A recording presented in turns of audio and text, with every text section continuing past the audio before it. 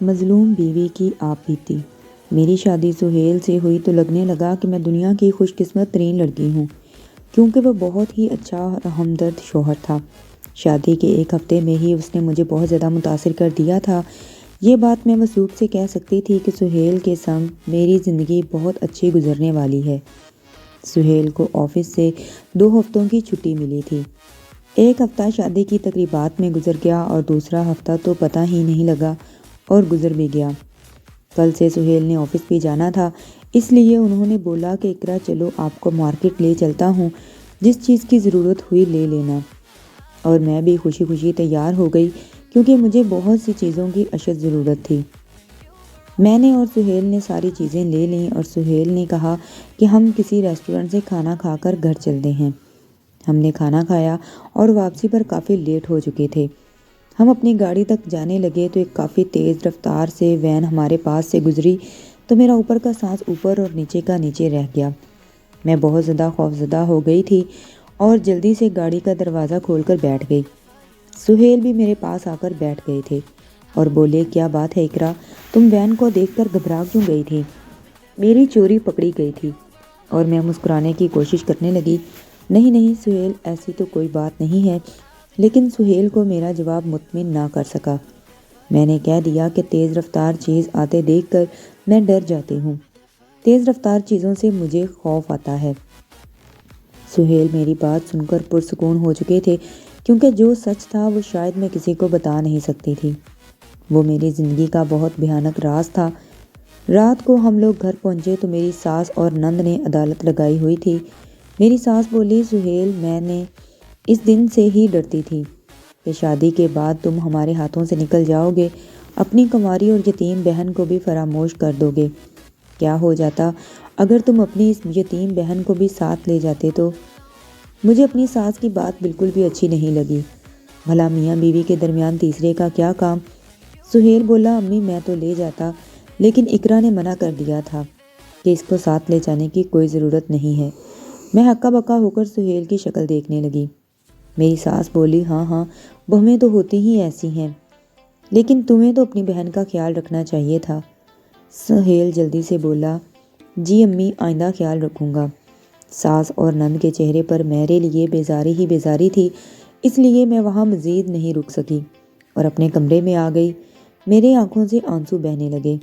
میں تو یہ توقع بھی نہیں کر سکتی تھی کہ سہیل خود کو بچانے کے لیے مجھ پر اتنا بڑا الزام لگا سکتے ہیں۔ تھوڑی دیر بعد سہیل کمرے میں آ کر پوچھنے لگے کہ آپ رو کیوں رہی ہیں؟ تو میں بولی سہیل، میں نے آپ سے اس قسم کی حرکت کی امید نہیں کی تھی۔ آپ نے کس طرح جھوٹ بول کر مجھے آنٹی کی نظروں میں گرا دیا۔ میری بات سن کر سہیل ہنسنے لگے اور مجھے بولے ارے پگلی، اس بات پر کیوں رو رہی ہو؟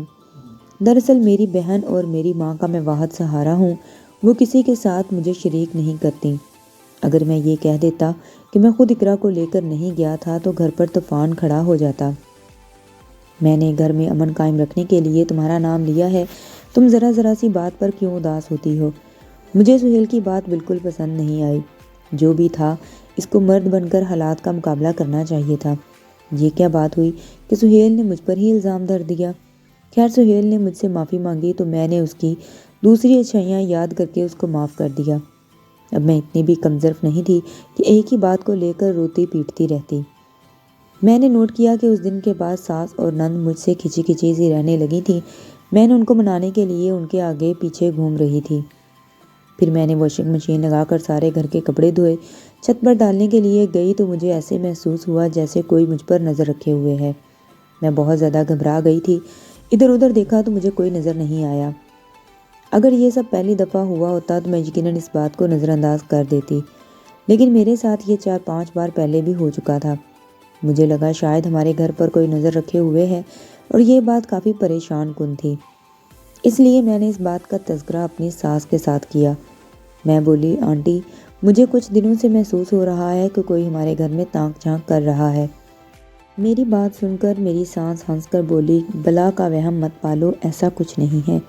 اس لیے مجھے لگا کہ شاید واقعی میرا وہم ہو، اس لیے میں سب کچھ بھول کر کھانا بنانے لگی۔ میں سہیل کے لیے اس کی پسند کی بریانی بنائی تھی اور اس کا بے صبری سے انتظار کرنے لگی کہ وہ کب گھر آئیں گے اور میں ان کو بریانی پیش کروں۔ شام کو 6 بجے کے قریب وہ گھر آئے تو میں معمول کے مطابق پہلے سے امی کو سلام کرنے چلے گئے۔ میں ان کا انتظار کرنے لگی، تبھی وہ غصے سے اٹھ کر آئے اور بولے کہ تم نے میری والدہ کو کیا کہا ہے؟ میں ہکا بکا کھڑی ان کا چہرہ دیکھنے لگی تو میں بولی میں نے تو ایسا کچھ نہیں کیا۔ تبھی میری ساس کمرے سے نکل کر صحن میں آ گئی اور بولی جھوٹ کیوں بول رہی ہو؟ سچ سچ بتاؤ نا، تم نے میری 7 پردوں میں پلی بیٹی پر الزام لگا دیا۔ میں نہ سمجھی میں ان کو دیکھنے لگی کیونکہ میں نے تو جویریہ پر کوئی الزام نہیں لگایا تھا۔ وہ بولی کیا تم نے نہیں کہا تھا کہ میری بیٹی کے لیے کوئی غیر مرد گھر میں تانک جھانک کر رہا ہے؟ میں تب سمجھی کہ انہوں نے کہاں کی بات کہاں جوڑ دی۔ میں بولی امی میری بات کا وہ مطلب نہیں تھا۔ میرے منہ سے ابھی یہ بات نکلی ہی تھی کہ سہیل نے میرے منہ پر تھپڑ دے مارا اور بولے تم نے ایسے الفاظ ادا ہی کیوں کیے تھے کہ بعد میں صفائیاں دینی پڑیں؟ میں منہ پر ہاتھ رکھ کر بے یقینی سے اپنے شوہر کی طرف دیکھ رہی تھی۔ کس طرح گھر والوں کے سامنے مجھے مارا ہے۔ میں بھاگتے ہوئی اپنے کمرے میں چلی گئی۔ یوں ہی دن سے رات ہو گئی۔ روتے روتے رات کو 11 بجے کے بعد سہیل کمرے میں آئے اور میرے پاس بیٹھ گئے اور میرے چہرے سے آنسو صاف کرنے لگے۔ دونوں ہاتھ جوڑ کر مجھ سے معافی مانگنے لگے اور مجھ سے کہنے لگے کہ مجھے پتہ ہے تم بہت اچھی اور سلجھی ہوئی لڑکی ہو، تم کبھی بھی کسی پر بیہودہ بات نہیں کر سکتی، مگر میں مجبور تھا۔ اب امی کے منہ پر تو نہیں کہہ سکتا تھا نا کہ آپ جھوٹ بول رہی ہیں اور میری بیوی سچ کہہ رہی ہے۔ اگر میں ایسا کرتا تو کتنا دل آزاری ہوتی ان کی۔ انہوں نے کہا تھا کہ تم اپنی بیوی کو تھپڑ مارنا تاکہ وہ پھر ایسی بات کرنے کی ہمت نہ کرے، ورنہ میں تو کبھی تم پر ہاتھ اٹھانے کا تصور بھی نہیں کر سکتا۔ میں چپ چاپ اپنے شوہر کی شکل دیکھ رہی تھی اور سوچ رہی تھی کہ میرا شوہر مرد کہنے کے قابل ہے؟ کیا ایسے مرد کو شادی کا حق ہونا چاہیے جو اپنا فیصلہ بھی خود اپنی مرضی کے ساتھ نہیں کر سکتا؟ میں چپ چاپ لیٹ گئی تھی، سہیل سے بات نہیں کرنا چاہتی تھی۔ اگلے دن میں تب تک سوئی رہی جب تک سہیل گھر سے آفس نہیں چلا گیا۔ میں سارا دن کمرے میں بند رہی۔ میرا دل نہیں کر رہا تھا کہ میں اپنی ساس اور نند کی شکل دیکھوں۔ آج سہیل 4 بجے گھر آ گئے تھے اور سیدھا اپنے کمرے میں آ گئے۔ ان کے ساتھ ایک خاتون بھی تھی اور بولے اقرا یہ میں ہیلپر لے آیا ہوں۔ مجھے بالکل بھی اچھا نہیں لگتا کہ آپ پورے گھر والوں کے کپڑے دھوئیں، میں تمہیں کاموں کے لیے تو بیاہ کر نہیں لایا تھا۔ اور بولے عزیزہ باجی اب آپ اقرا کے کہنے پر سارے کام کرنا اور اقرا ہی آپ کو تنخواہ بھی دیا کرے گی۔ یہ سب دیکھ کر ایک دم میرا دل پگھل گیا کہ میرا شوہر مجھے کتنی عزت دے رہا ہے۔ اب میں ساری بات سمجھ گئی تھی کہ میرا شوہر بذات خود برا انسان نہیں ہے، بلکہ وہ اپنی والدہ اور بہنوں کے ہاتھوں کٹ پتلی بن جاتا ہے۔ میں سوچنے لگ گئی کہ جب میری نند کی شادی ہو جائے گی تو گھر میں سکون ہو جائے گا، تب میں اور میری ساس ہی تو رہ جائیں گی، تب پھر بھی ان کے ساتھ گزارا کر لوں گی۔ جب سہیل میرے کمرے سے باہر نکلے تو جویریہ زاروں قطار رونے لگ گئی اور اس کو ایسا روتا دیکھ کر میں گھبرا گئی کہ نہ جانے اب مجھ پر کون سا الزام لگنے والا ہے۔ تبھی جویریہ نے میرے سامنے ہاتھ جوڑ کر بولی بھابھی مجھے معاف کر دو، کل کو جو بھی ہوا آپ اپنے بھائی یوسف سے مت کرنا۔ میں تو جویریہ کی بات سن کر حیران رہ گئی، بھلا یہ کیا بات ہوئی؟ اسے یوسف کا کیا ڈر ہے؟ خیر وہ میری بات سنے بغیر اٹھ کر چلی گئی۔ یوسف اگلے ہی دن ہمارے گھر آ گیا۔ وہ بہت خوش تھا اور جویریہ کے تو زمین پر پاؤں نہیں لگ رہے تھے۔ وہ بھاگ بھاگ کر کچن میں مزے مزے کی ڈشز بنا رہی تھی، ورنہ تو وہ کبھی بھی کچن میں آتی ہی نہیں تھی، تم ہی تو بہت کم سمجھ گئی تھی۔ دال میں کچھ کالا ضرور ہے۔ اگلے دن کال آئی یوسف کی اور بولا کہ باجی آپ سے بہت ضروری بات کرنی ہے، آپ بتائیں کہ آپ کی نند جویریہ کیسی ہے؟ میں سب سمجھ گئی تھی کہ یوسف یہ سوال کیوں کر رہا ہے، تو میں بولی یوسف میں تم سے کچھ نہیں چھپاؤں گی کیونکہ تم میرے اکلوتے بھائی ہو اور میں نہیں چاہتی کہ جذبات میں آ کر تم کوئی غلط فیصلہ کرو۔ دراصل میری نند اور ساس ایک نمبر کی فسادی عورتیں ہیں۔ میں جس دن سے بیاہ کر آئی ہوں بہانے بہانے سے میرے اور سہیل کے درمیان پھوٹ ڈلوانے کی کوشش کرتی ہیں۔ یوسف میری بات سن کر ہنس دیا اور بولا باجی میں جانتا ہوں سب عورتیں اپنی نندوں سے نفرت ہی کرتی ہیں، اس میں اس کا بھی کوئی قصور نہیں ہے۔ یہ کہہ کر اس نے فون بند کر دیا۔ اب مجھے سمجھ آ گئی تھی کہ جویریہ سارا دن کان کے ساتھ ساتھ فون پر کیوں بیٹھی رہتی تھی۔ مجھے پتا تھا کہ لڑکے اور لڑکی کی دوستی کچھ اچھا ثمر نہیں لاتی، اس لیے میں نے جویریہ کو کوشش کی سمجھانے کی اور بولی جویریہ یہ دیکھو تم میری چھوٹی بہن کی طرح ہو، اس لیے تمہیں کبھی بھی کوئی غلط مشورہ نہیں دوں گی۔ مہربانی کر کے تم فون پر جس بھی لڑکے کے ساتھ دوستی میں ہو، فون پہ باتیں کرتی ہو، اس سے رابطہ ختم کر دو، کیونکہ ایسی دوستیاں ہمیشہ عورت کو رسوا اور بدنامی دیتی ہیں۔ میری بات سن کر وہ پھوٹ پھوٹ کر رونے لگی۔ اب میں اس ساری صورتحال کو دیکھ کر گھبرا گئی تھی، کیونکہ اس وقت میری ساس اور شوہر بھی گھر پر موجود تھے۔ وہ دونوں بھاگے بھاگے کمرے میں آئے تو جویریہ روتے ہوئے بولی، امی بھابھی نے مجھ پر الزام لگایا ہے کہ میری بہت سے لڑکوں سے دوستیاں ہیں۔ یہ دیکھ کر میں بہت زیادہ خوفزدہ ہو گئی، اور بھی میرا شوہر میری ساس کے کہنے پر لازمی مجھ پر تشدد کرتا، اس لیے بچنے کے لیے وہاں سے بھاگ کر اپنے کمرے میں آ گئی۔ تشدد سے بچنے کے لیے میں وہاں سے بھاگ تو آئی تھی، لیکن اندر سے مجھے ڈر لگ رہا تھا۔ میں نے اپنے دروازے کو کنڈی لگا لی۔ میری ساس دروازہ پیٹنے لگی، لیکن میں نے دروازہ نہیں کھولا۔ رات کو جب سہیل میرے کمرے میں آیا تو مسکرا رہا تھا اور بولا، آج تم نے بہت سمجھداری کا کام کیا، آئندہ بھی اگر ایسے حالات پیدا ہوں تو تم ایسے ہی کرنا۔ لیکن ایک بات میرے دل میں صاف ہو گئی تھی کہ میری نند بالکل میری ساس کی طرح ہے۔ جس طرح میری ساس بات کو بدل دیتی تھی، بالکل اسی طرح میری نند بھی بات کو توڑ مروڑ کر بات کا مطلب نکال دیتی تھی۔ اس لیے میں نے امی کو کال کر کے ساری بات بتا دی۔ امی میری بات سن کر رونے لگی۔ وہ بولی، میری سمجھ میں کچھ نہیں آ رہا، یوسف تمہاری نند کے پیچھے پاگل ہو رہا ہے۔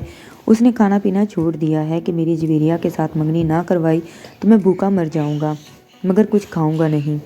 اس لیے میری ماں مجبور ہو کر رشتہ لے آئی۔ میری ساس تو پھولے نہیں سما رہی تھی، کیونکہ میرا بھائی لاکھوں میں ایک تھا۔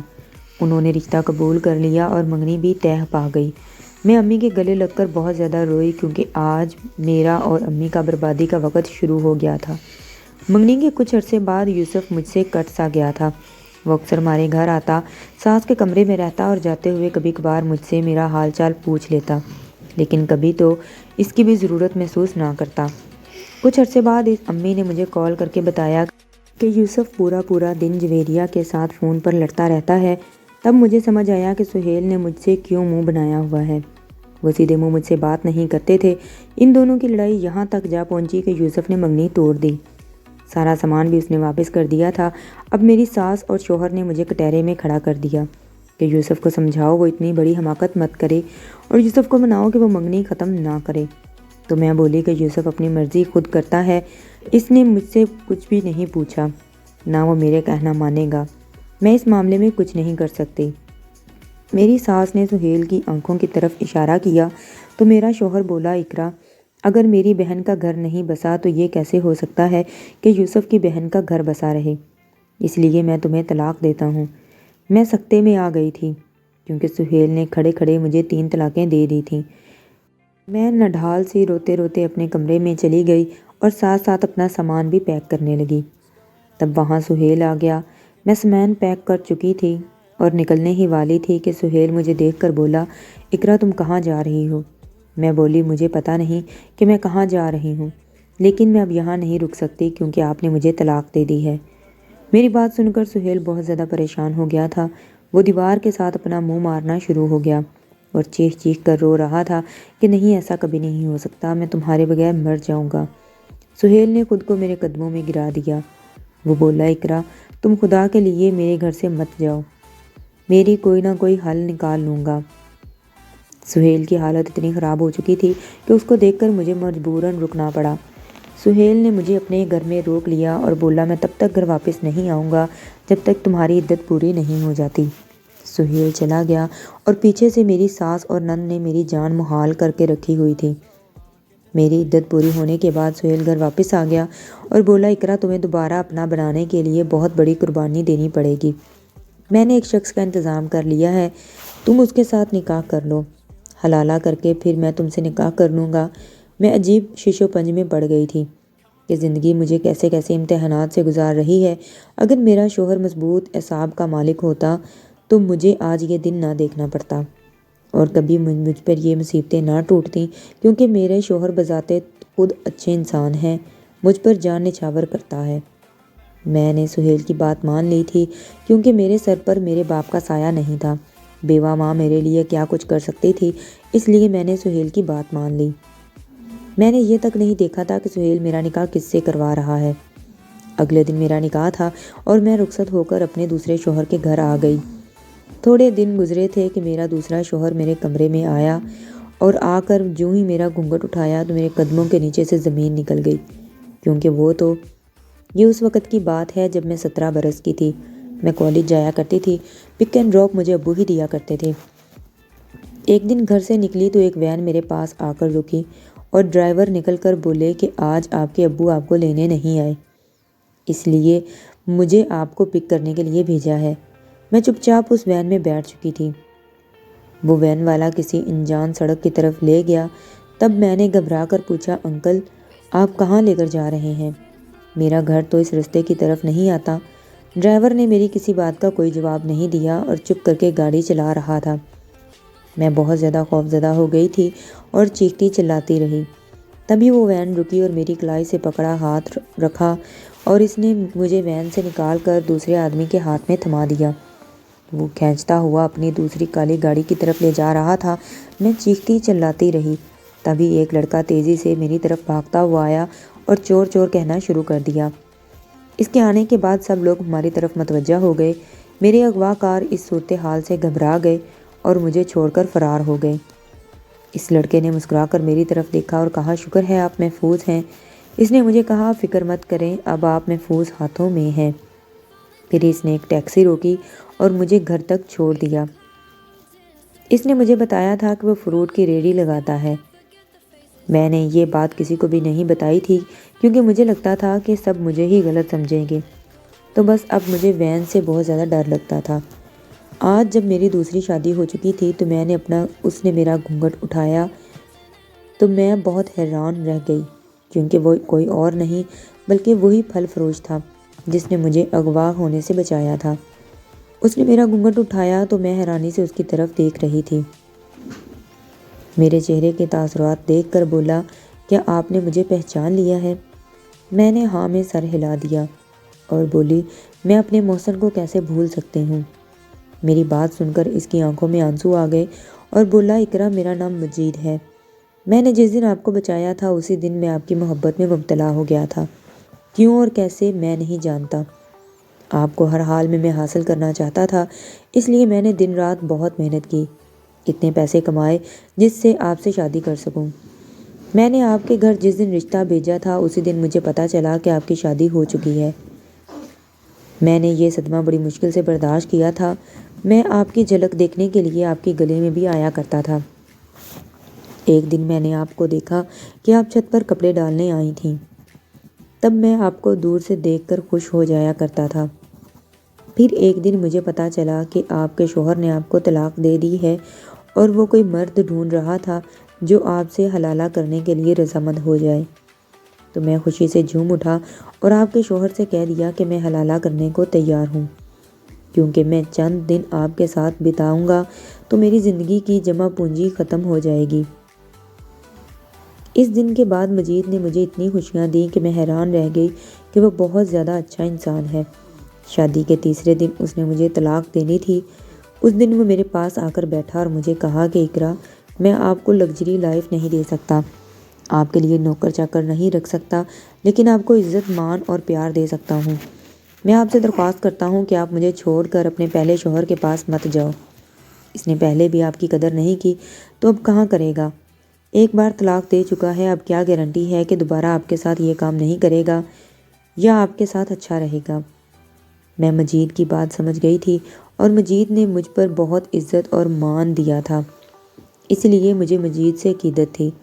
اس نے دوبارہ مجھے بچایا، اس لیے سہیل کو میں نے اپنا فیصلہ سنا دیا کہ میں مجید سے طلاق نہیں لوں گی۔